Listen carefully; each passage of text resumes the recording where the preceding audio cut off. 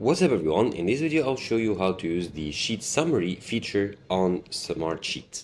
Now here, as you can see, I have a task sheet right here that I've created on Smartsheet where I have some sample tasks.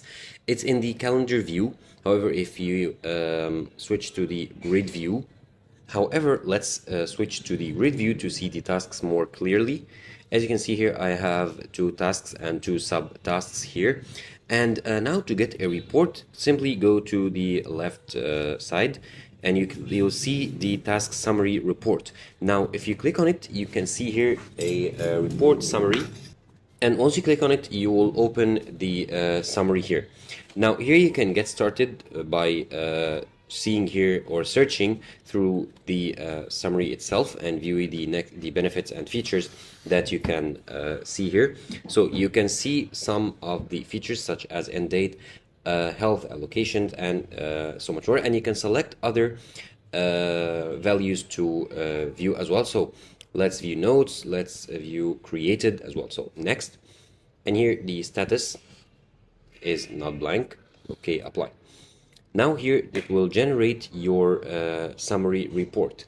Now here you can get for each task here, let's say this task for example, I can view here the report itself. It's one sheet, it consists of 8 columns, and I can click here to view one summary, summarize the status, or let's say summarize end date. And I can also use one filter as well as add another condition. And here are the overdue task report. I can see the overdue task report.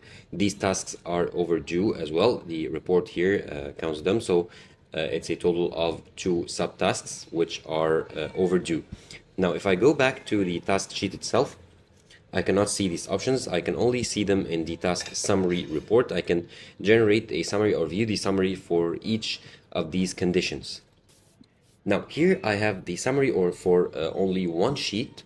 I can select more than one sheet here. I have all my sheets. However, I only have one sheet that I selected. Now I select the test one, and this is the one that has all my tasks right here.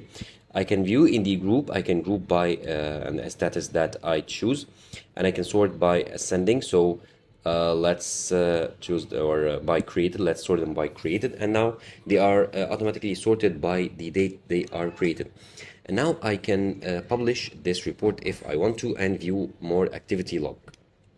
And I can also change the view as well. So in the calendar view here, okay, I can also see the task summary report. So no matter what the view I'm on, I can see the report and I can edit the parameters of it.